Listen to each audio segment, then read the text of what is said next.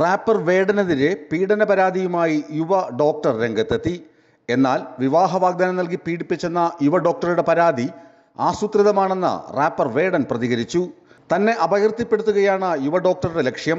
മുൻകൂർ ജാമ്യാപേക്ഷ നൽകുമെന്നും ഉടൻ ഹൈക്കോടതിയെ സമീപിക്കുമെന്നും ആസൂത്രിത നീക്കത്തിന് തെളിവുകളുണ്ടെന്നും വേടൻ മാധ്യമങ്ങളോട് പറഞ്ഞു. കഴിഞ്ഞ രാത്രിയാണ് തൃക്കാക്കര പോലീസ് വേടനെതിരെ കേസെടുത്തത്. വിവാഹ വാഗ്ദാനം നൽകി തന്നെ പലയിടങ്ങളിൽ വെച്ച് പീഡിപ്പിച്ചെന്നും പിന്നീട് ബന്ധത്തിൽ നിന്നും വേടൻ പിന്മാറിയെന്നുമാണ് യുവ ഡോക്ടർ മൊഴി നൽകിയിരിക്കുന്നത്.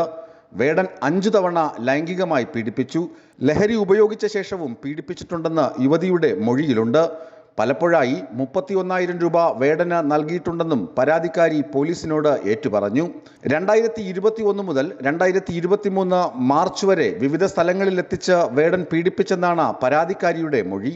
തുടർച്ചയായ പീഡനശേഷം വേടൻ വിവാഹ വാഗ്ദാനത്തിൽ നിന്നും പിന്മാറി. വേടന്റെ തീരുമാനം മാനസികമായി തളർത്തി.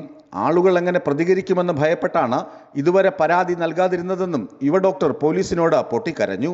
ഇതിനു മുൻപും വേടനെതിരെ മീറ്റു ആരോപണങ്ങളും പരാതികളും വന്നിരുന്നു. ഇൻസ്റ്റഗ്രാം വഴിയാണ് വേടനും പരാതിക്കാരിയും പരിചയപ്പെട്ടത്.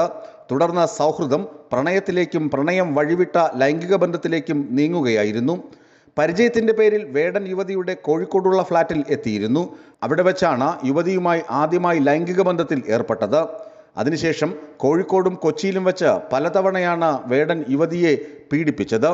2023 വേടൻ യുവതിയെ ഒഴിവാക്കുകയും ചെയ്തു. ന്യൂസ് ഡെസ്ക്, വിസ്മയ ന്യൂസ്.